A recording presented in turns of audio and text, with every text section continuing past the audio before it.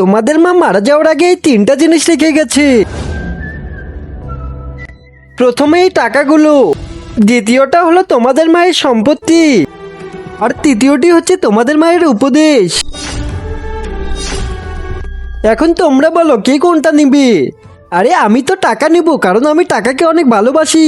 আর আমি এই সম্পত্তিটা নিব। সারা জীবন শুধু আরাম আর আরাম। এখন শুধু উপদেশ রয়েছে। আমার তো আমার মায়ের শেষ উপদেশই লাগবে। টেনশন করো না বেটা, এটা থেকে তুমি অনেক বড় মানুষ হবে। এখন আমি আসি। হ্যাঁ হ্যাঁ, তুই তো পাগল রে। এখন তোকে সারা জীবন ভিক্ষা করে খেতে হবে। চল ভাই, আজকে এখানে কাজ করতে আসবে, ওদের যেন কোনো সমস্যা না হয়। তুমি চা নাস্তার ব্যবস্থা করো। ঠিক আছে, এই নাও বাইকের চাবি, দোকান থেকে কিছু কিনে আনো।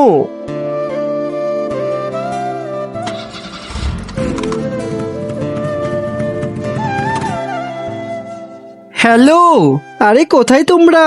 সাহেব আপনার সাইডে আছি আমরা। ঠিক আছে, তাড়াতাড়ি আসো।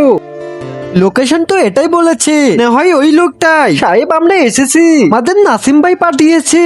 এখন বলুন কি কাজ করতে হবে? সাহেব আপনার সাইডে আমরা মন দিয়ে কাজ করব, কিছু টাকা বাড়িয়ে দিয়েন। হ্যাঁ ঠিক আছে, আগে কাজ বুঝে নাও। এই বড় জায়গাতে আমি হসপিটাল বানাবো, কেন গরিব লোকরা এখানে ফ্রিতে চিকিৎসা করতে পারে। হ্যাঁ হয়ে যাবে স্যার। আরে ভাইয়া তোমরা? আরে ভাই কে তুমি?